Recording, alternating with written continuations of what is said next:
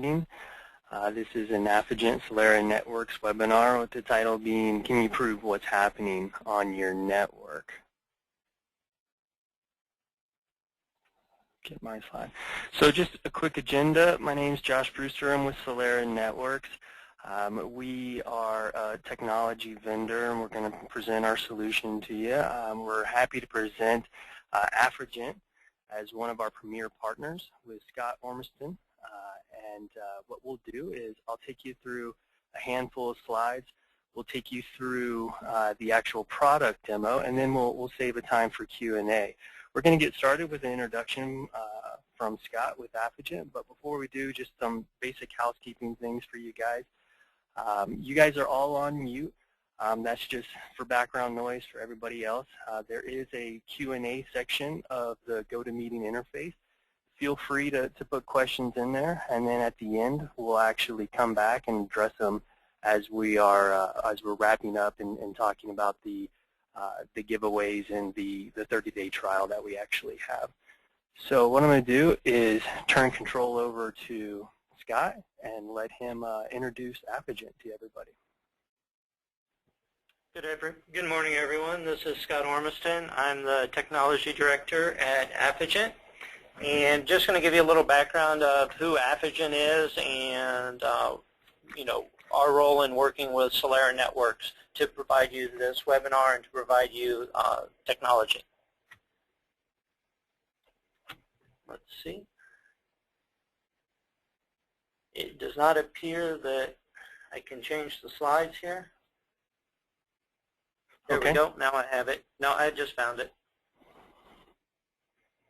I had it. There we go. I'll run it for you. Okay, here we go. So who we are, Affigent, we've been in business since 2003. We've been operating until this last April under the name TKC Integration Services. We're a small disadvantaged business and an Alaskan Native corporation. And we are a Solera Networks Platinum partner with locations here in the Washington, D.C. area and around the world. See if I can do next slide.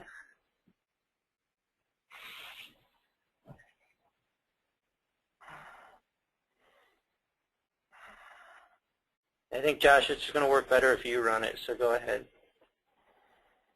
Okay? All right. Our statement is we know the business of government. Affigent has an in-depth federal procurement and contract knowledge. We work with leading OEMs, including Solera Networks. We are able to provide multi-vendor solutions, integrated security solutions. We have a past performance of both small and large contracts. We also have the capability of delivering a large volume of orders in a short time period. Next slide, please. Our Network and Communications and Cybersecurity group. We integrate solutions from a broad spectrum of network communications and security companies. We do unified communications. We do land mobile radio. We do intrusion monitoring, detection, prevention, mitigation, and recovery, which covers, some of the things Solera is going to be talking to you about is going beyond, monitoring and detecting intrusions, but also how to mitigate them when they happen and recover from them. And we do overall system architecture and design where we integrate best-of-breed vendors. Next slide, please. Contract vehicles that Affigent holds where we can provide Solera products to you are GSA, our SUP-4 contract. We also are a holder of a C4E contract for the U.S. Navy. We have access as a Smart Buy ESI BPA contract holder, and we have a NATO C3 agency BOA contract for our NATO host countries and NATO headquarters organizations, as well as multiple agency-specific contracts. So if you make a determination that you want to move forward with Solera, we will work with you as the customer to find the most expeditious and lowest cost contract vehicle to fulfill your procurement needs. Next slide. And that's all I had for introduction. I want to turn it back over to Josh and Solera Networks to talk about the technology. Thank you very much, Scott.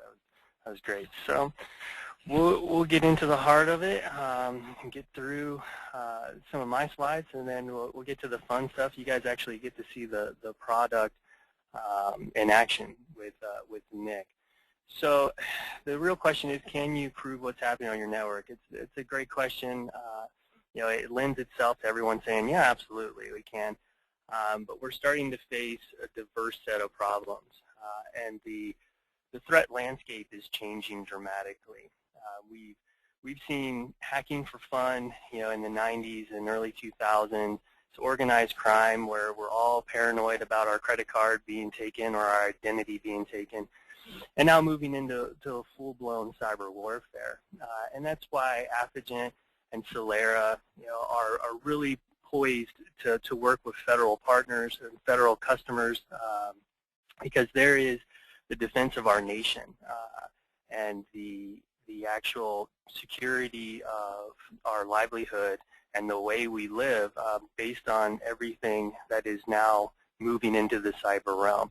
And as these threats increase, we're seeing more regulation, more compliance, but it's really not stopping anything from happening. It's really making life more difficult for people because of the regulation paired with it. Now, if you pair the escalation of threats to the last 18 months of reported breaches, you'll see that as those threats are escalating, the number of people that are having their networks attacked and having those attacks become successful is increasing just as well. And the real starting point, as you guys will remember, you know, about now it's almost 2 years ago, with Operation Aurora and the press that got around Google and Juniper and other guys being hit, was the real first advanced persistent threat that made the headlines. And systematically, as that has happened, we've seen more and more companies, agencies, system integrators fall victim to these kind of attacks. So you pair the fact that security is trying to keep up with evolving and advanced threats, and you start to hear from these agencies and these customers and these security vendors that security posturing has to change, where we could build a wall and have antivirus and a firewall and feel safe behind it in the early 90s or late 90s, early 2000s, is really not the case anymore. We are using complicated systems to try to protect our network. And even though we've done all that, we're starting to see that those things cannot be stopped. And it's more of an idea of when it's going to happen, not if it's going to happen. So we're starting to change the way we view the world and view security on networks. We're starting to assume the network is insecure, that things will get in. And so it's no longer building a fence or building a wall to keep it out. It's building teams to minimize the opportunity for people to get through your security and really minimize the loss. And that's really where Solera focuses a lot of energy, understanding how people got into a network so you can minimize the opportunity for it to happen again, and then remediation or root cause analysis so you can minimize the loss immediately when you're notified something has happened.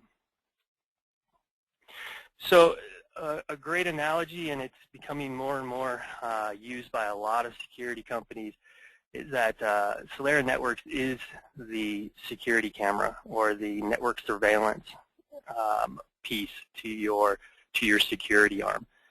We actually record everything that happens across the network and give you great visibility and context, fast retrieval of data, and ease of use.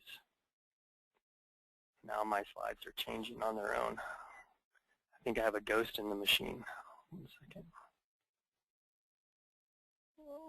All right. Hopefully that doesn't happen again. Oops, skipped over one. So the keys to actually building effective network security analytics is the ability to collect, classify, and index the data that's coming across the network. And the reason why you would do this is so you can quickly analyze, visualize, or even reconstruct the artifacts or the data moving across. And this gives you the ability to report on what's happening, to move from an incident responder to a full-blown CERT team, to remediate what just happened, and then obviously deter. By figuring out where the security gaps are that people are exploiting, you have the ability to run patches or change your management style around security devices or sensors and quickly have that data. How a lot of the agencies are using our products really fall into 4 categories, and then again fall into known cases and unknown cases. So there's things we obviously know. We have no shortage of security tools sending us alerts about what's going on, what kind of information is coming into the network, what kind of information is going out. But those security tools aren't built to actually capture all the traffic behind it to give you any context. And so most of all of the agencies that we deal with are first line using the product is incident response, pairing their other security tools with ours, with our open integrations, and being able to pivot off an alert into pre-filtered context around that, which makes the ability for remediation very quickly. And then audit and enforcement. The idea that one of the biggest threats that you guys deal with on a daily basis is not an outside threat, it's the inside threat, whether malicious or innocent. The idea that people can pass classified information out of the network is always a concern. So being able to prove what information has come in and left the network and who sent it is very important for a lot of the agencies we work with. And then you move into the unknown case. You know, you guys hear a lot in the security world, you have to be aware of the unknown unknown, or how do you protect against things that you can't see? Well, the truth is that's almost impossible. But if you have a record of everything that's happening, you can quickly go back and figure out where it started, how it got in, and how you can stop it in the future. And that's really where you start to see security assurance and situational awareness, the ability to replay traffic against new signatures, to actually root out and prove that a threat or a malicious piece of code no longer is running through the network. And our customers are really using the device in one or all of these fashions because the data becomes valuable to every other tool on the network. And to pair that with the other tools on the network, here's some common logos that you guys are probably very familiar with that you may be utilizing today. Whether it's McAfee set of tools, ArcSight, Palo Alto, SourceFire, all of these tools are really best-of-breed products when it comes to doing different security aspects for the network. And we're really big fans of the idea that these tools should work together, and our position is to strengthen these tools, not to build a monolithic stack that you guys have to use that all has the same logo so that it all works together. We've really crafted an open platform that utilizes REST-based APIs or web services to communicate with all of these tools to allow you to pivot from any source of information that you're getting right into the context. Or, again, start in us and then work your way back out to them. Now, the way we built the product was much different than a lot of the other guys that are in this market. We spent a lot of time on development to build a platform that was, 1, open, and 2, scalable. And so this diagram does a really good job of taking a very complicated piece of technology and simplifying it so a guy like me can explain it to you. But I'll start at the bottom and work my way up. A lot of the proprietary IP is in our file system that eliminates all the overhead that traditional packet capture devices utilize. So we're able to write very, very quickly up to 10 gig speeds and put that on disk so that you guys have it. Now, writing a lot of packets to a lot of disk is an impressive feat, but getting to that data becomes the biggest problem. Every second counts when you guys are responding to an incident. So being able to quickly access that data is very important, and that's why we built an index on top of it. We're not only indexing on the header, the metadata of the header of the packets, but the full payload. So we're doing application identification, things like users and content and action are all searchable and reportable within the interface. The virtual file system is really just a way for our tools and other tools to interface with that proprietary database and that proprietary index. And so the tools that we provide are called Deep Sea, and they range from general reports on what's going on to geolocation, to packet analyzer, and artifact reconstruction, the ability to produce an email from the packets that we actually captured. But paired that with the ability to communicate with all the other devices on your network, and you get a very, very powerful tool that you can leverage not only on its own, but with your whole entire security stack. So a simplistic network diagram here, and just follow with me from left to right. As you're coming into the network, there's obviously perimeter security tools, and that's the red box with third-party security tools. Our device is passive, hangs off of a tap or a span port, and collects all the data. And the line there to the box with the logos is really there to indicate our integration with all those other tools, the ability to communicate with them. We can, again, scale in storage, so you can add storage to the devices as needed. And that's a really nice feature within the box because it can grow with you instead of having to be something you put forth a huge investment in and then grow into. And all of our applications, our user interface is web-based, so you guys will be able to manage it throughout the network. Some of the other advantages that we have, and we talked about Deep Sea, and you guys will get to see that here in a second when Nick takes over. But because of that architecture, our performance is 3x faster than anyone out on the market, and we can do that in a much smaller footprint. With the proprietary file system and eliminating all the overhead, we have the ability to deliver a full network security analytics or forensics solution in a single platform. We do 10x more applications than anyone else out there, and we're able to leverage all of the IP that we've created in a virtual format, so we can hand over software only if need be.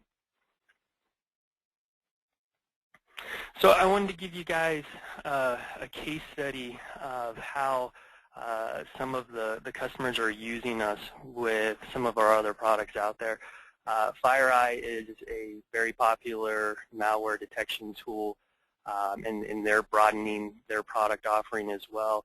And obviously, we are not allowed to give a lot of names when it comes to federal agencies, but we can say, guys in the IC are utilizing technologies like FireEye, Palo Alto, SourceFire, Splunk, ArcSight, the list goes on and on. And when you're using these tools for detection, they are able to tell you something occurred on the network.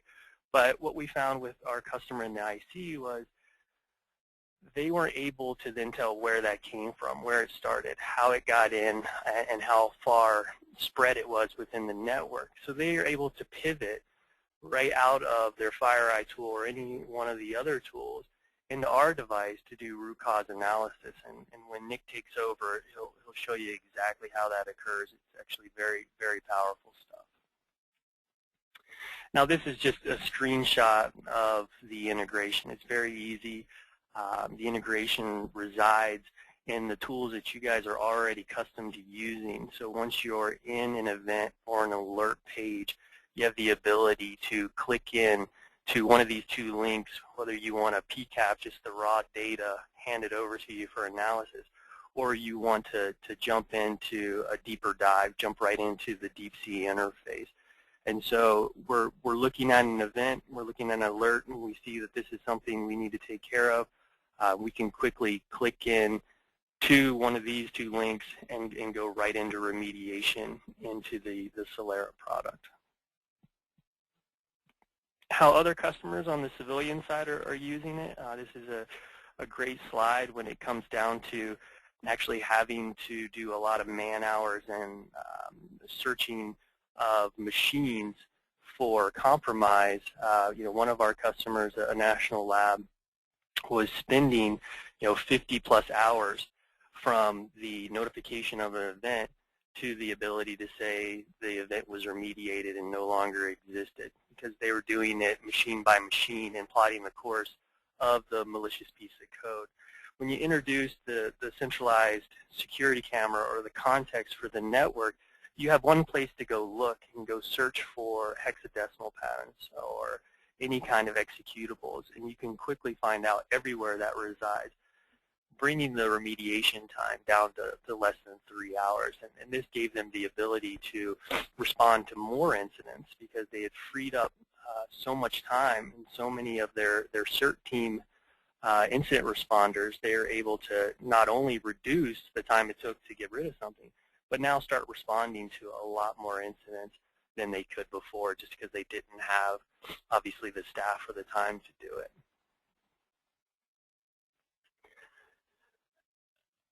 So here are the products. As you can see from left to right, very scalable. The one thing I do want to mention here is that they all have the same user interface, the same feature set. The real difference, as you'll see as they're grouped, is the virtual image and the smaller 1200 are really built for a branch office or a remote site that needs monitoring that's going to feed back to a SOC, where the 3200 and 5200 are mid to large enterprise, and this really means they can handle more speed and have more DIS on board. But most of our federal clients actually lean towards the right end of this spectrum with the H200 and the DS storage. This is a very scalable model where the H200 is doing all the collection, and the DS storage is going to be the array that you can grow. Starting in 20 terabyte increments, you can attach one DS store to the head-end unit and then grow that up to 200 terabytes. And as media density increases, our ability to scale well beyond 200 terabytes is already in the works. And so when you think about investing in a technology like this, it's hard to understand how much data you're really going to require. And this option gives you the ability to start at a reasonable level and then grow it over time as you really see the value of having this context in your security procedures. So with that, I'm actually going to turn the time over to Nick Englander. He is one of our senior system engineers, and he's actually going to take you through the product, and then he'll hand it back over to me, and we'll do questions and answers. Great, thank you, Josh.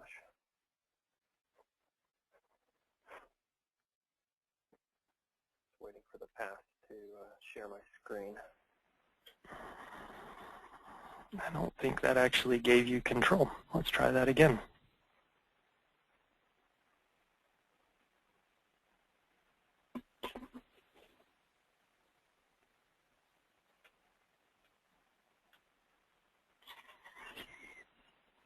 There we go.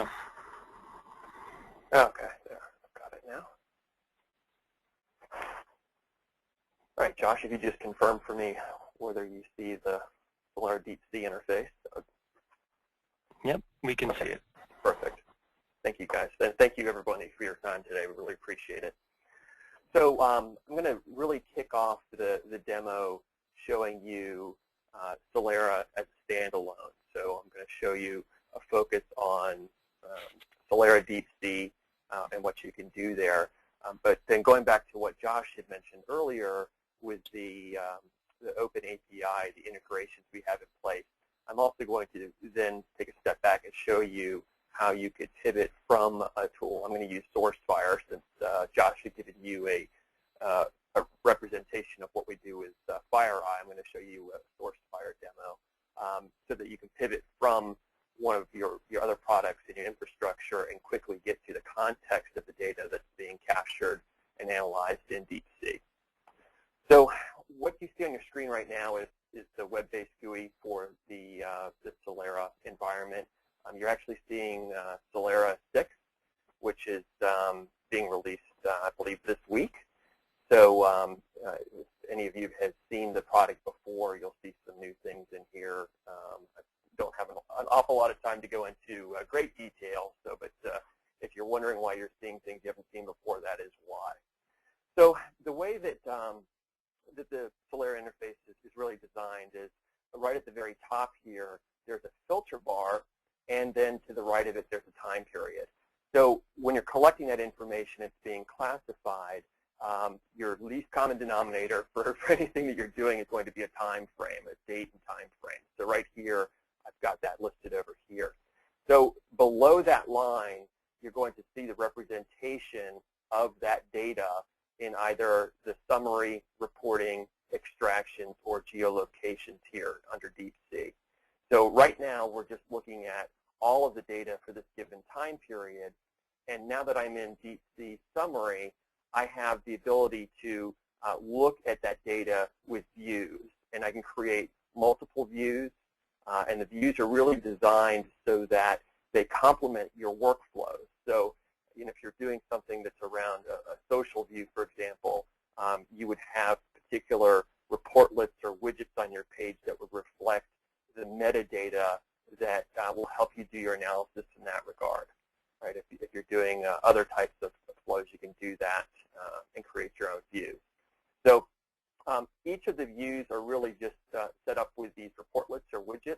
I can go in and down at the bottom here, I can add different views on the fly, and then the data for those reportlets would be represented as soon as I put them on the page. I can also go in and change the structure of the page, moving things around.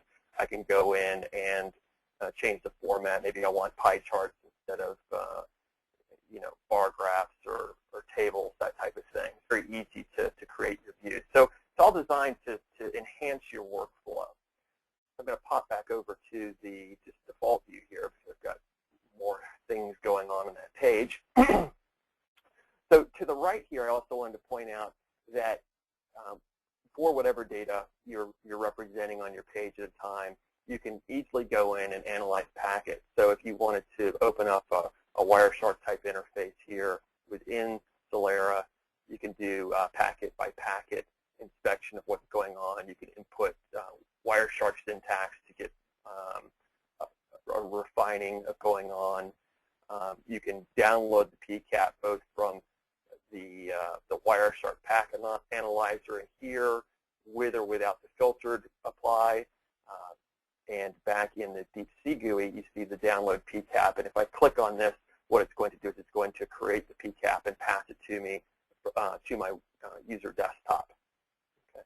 I can also go into Google Earth. I won't do that right now, but it'll provide the geolocation to Google Earth as well. So again, I said that we're talking about right now a slice of time, between this period and that period, but it's everything that's in there. Imagine that you've got a piece of information. It could be an IP address. It could be, a social persona, any of those things. You can leverage this filter bar either by physically typing in information. As soon as you start typing in there are suggestions that pop up, for IP addresses, for example, or if I'm working on social persona, those types of things. I can physically type things in there. I can also leverage the hot link capability within Deep Sea so that if there's something of interest, I can simply click on it and it will advise me how I can apply it to Deep Sea. So in this case, I'm just going to say, all right, well, here's an IP address that I care about, and I want to see how everything relates to this filter criteria that I've put in here. So I click Update, and you'll notice that all the reportlets or widgets down below are updating to reflect not only this time, but this particular filter criteria that's in here. So you can see how workflow-wise you can take one piece of information and you can see how that is represented, and then you can keep clicking in. If you care about a particular application or a user agent that's being used, you can add additional filter criteria and keep getting down to that needle in the haystack. Okay. So the summary section is really designed to be just that, right? It's a summary section. All of these reportlets are designed to be top or bottom 10 reports, at a glance. You can get to the other pages by scrolling through here as well, but really they're designed to just give you a very high-level contextual view of what's going on based on your time and your filtering. Let's say that you want to see all of the IPv4 initiators, or you want to see all of the file names for a given period. In parens, you can see here for file name, for example, you've got 622. I can click on that file name header, and what it's going to then do is drill me into Solera Deep Sea report for file name, and then in that case, I've got all of the file names that are available to me. I can increase the results per page. I can also go in here and very quickly go in and do things like, hey, I want to wildcard a file name, and it's going to be, I don't know what's going on with my browser there, but it'll include you, file name equals, and then I could put in .exe or .jpeg or .zip, and it would automatically wildcard filter down to that information. So very, very powerful. All right, so rather than going to extractions from here, I'm going to pivot into the source fire part of the demo, the drill down capability there, because it'll allow me to really show you a contextual extraction view here. So here is a source fire alert. This is the Source Fire's Defense Center. It's a very typical type of an alert. It's an intrusion event, and it's that shellcode was detected, or executable code was detected on the network. So the things I want you to take away from this alert are there's a timestamp that's associated with this alert, there's a source and destination IP address, and there's a source and destination port. So it's telling me that this executable code was detected. It gives me some idea of who was affected in this alert, and it's even got a frame here down below that was captured. But if you want to understand the full context of what occurred leading up to this being detected, it hitting your network, and then what happened afterwards, that's where you really need something like the Solera Deep Sea to get you that information in that context.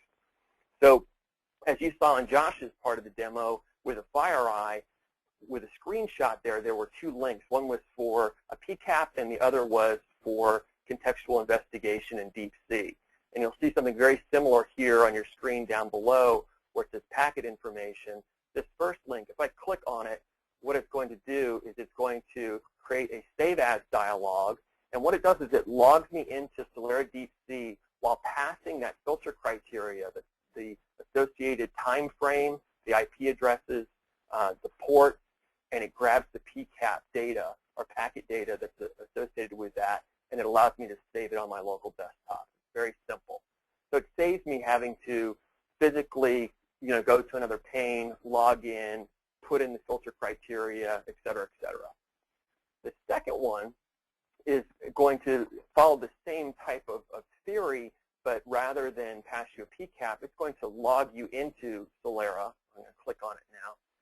So it's going to log me into Solera Deep Sea, and it's going to pass that filter criteria right in. So you notice that right when I launch in, I've got the two IP addresses, I've got the port, I've got the time frame that was all passed through. And you can see how in the summary view, there is a representation of how this data is falling in each of these categories for the widget. Furthermore, I can go into extraction, and with extractions, what we're doing is the packet reassembly into artifacts.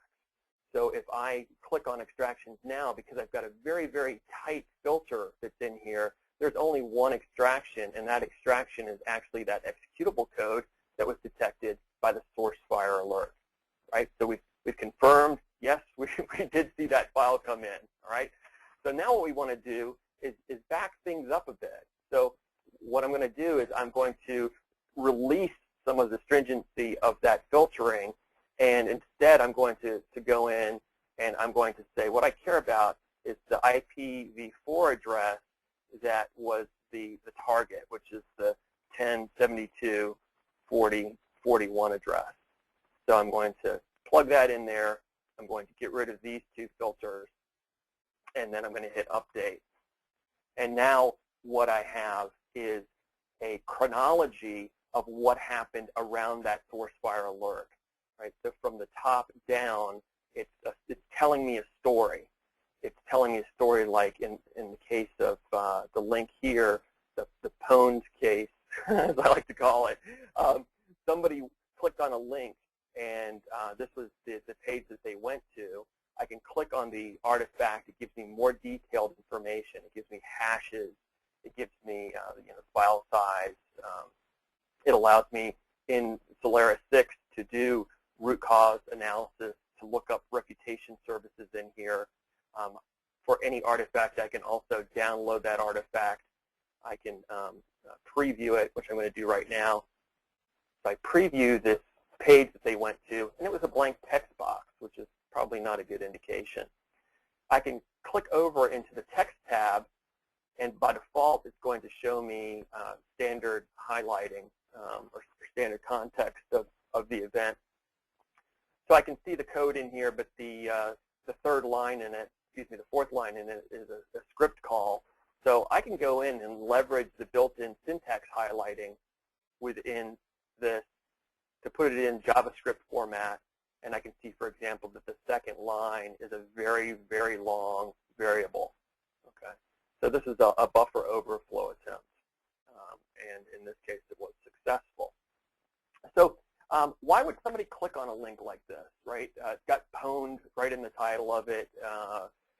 Unfortunately, people just tend to click on things, whether they're in emails or other things. So just to kind of show you some of the other things that are available to you via the Extractions tab in Deep C, I can also go in and look at things like IM conversations. So in this particular case, we do have an IM conversation between Quasi-Monkey and the Cheese Wizard. And like the other artifact extractions, I can preview this, and I can see the dialogue that led up to somebody clicking on this. You know, hey, check this out. Here's a link. You should really look at this. It's really funny. So we know why somebody clicked on that link. All right, pivoting back into the artifacts, going back to kind of the story. So there was that buffer overflow attempt. It was successful. The Metasploit DLLs were downloaded to that machine, and at that point, the machine is pretty much owned. As soon as the ownership of that workstation occurred, you can see that there's a connection to a tiny file hosting site here. If I do a preview here, this is a temporary hosting service for small files. So the machine logged into this site and prepared for upload. And kind of cutting to the chase, just following down a little bit more, we can see that a file was posted. I'm going to go expand my page here, so I've got everything on one page. And I can see that there was an e.doc document that was uploaded to that site. So what was that file that was loaded up there? I can go right down to the bottom here, and this is the actual Word document that was uploaded to the site. And just like any of the artifacts, I can go in, download. I'm going to download that particular artifact right to my desktop and open it up in Word to see exactly what it was that was the loss in this case. So, sorry, I didn't pre-launch Word, so it's taken a second for Word to come up here. And in Word, there is the document that was the loss. And in this case, it's been scrubbed, of course, but it was all credit card and security information around those credit cards from that company. So, you know, just very quickly, we're able to determine around an alert or around a piece of information that we have what the full context is. What we could also do from here, right, is we know the file that was lost. We know the particular executable code that was detected. You know, we could take any of those pieces of information back out, look at grander time frames, and search for those across the whole network, right? So we know this one person was attacked and it was detected, but you know, there are cases where something gets into your network and then it systemically goes out and just attacks more and more entities. Because you've got all the packets, because you've got all the data, it really doesn't matter what your starting point is. You can you know, do the searches for information and for data through there. One other thing I wanted to mention too is when you're in the extraction mode, you've got the ability to do even more enhanced filtering or searching. So I can do keyword searches. I was talking with somebody yesterday and they said, well, you know, we want to understand the language packs that people are using. By default, that's not something that you would see in a widget with metadata, But in the extraction view, you can simply go in, do a keyword search for something equal to language, and then look at the packets and see all the different language packs that are being used, etc. The other thing that's available to you, just quickly I'll point out, is the geolocation information. Just like everything else that you see in Deep Sea, it's going to be relative to whatever you've got up in the date, time, and filter bar. So right now I've got a fairly stringent area here where I've got geolocation information. I can also then click on Google Earth here, and it'll pass that geolocation to Google Earth. I've got it loaded here. So if I want to see how that is represented in Google Earth, I can do that as well. Which, of course, is very, very pretty.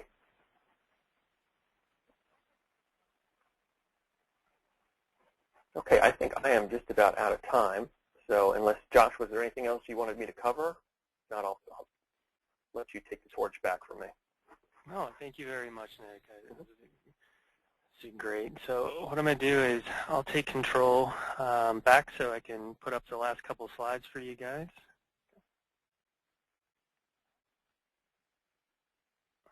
And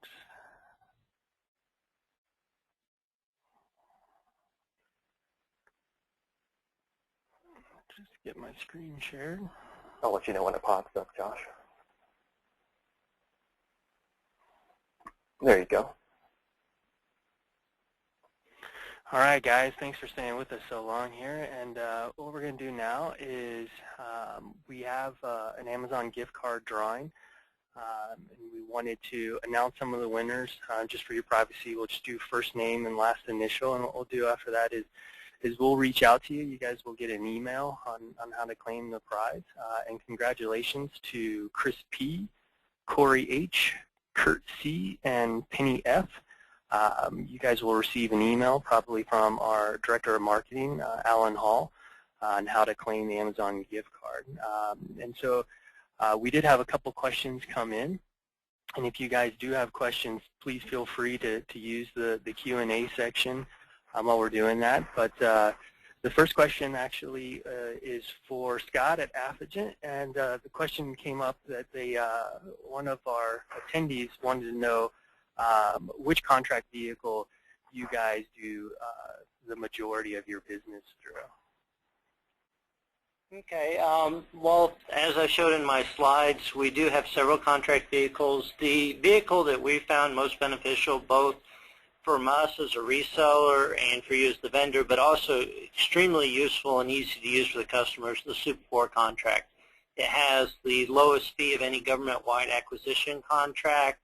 It is very flexible. It allows any type of IT hardware or services related to the sale of hardware to be included in that sale. So the Super 4 contract is one of the contract vehicles that we use the most and that we see provides the best benefit to the end customer. Right. Yeah, and as a vendor working with the government, I would definitely second that. It's a very smooth and very nice contract to use. And thank you, Scott. So right now we just had two other questions, a little bit around the technology that I'll address, and then we'll give you guys some time if you're typing away. I don't want to cut anybody off. But one of the questions was, how much storage are you able to keep, or how many days are you able to keep? And that's a great question. For us, we're not an agent-based solution, or you're deploying on every machine. And we, like I showed in the deployment slide, or the network architecture, we hang passively off of a span port or a tap. And so the storage on board, or the scalable storage, is really just utilized as the speed of the network either increases or slows down.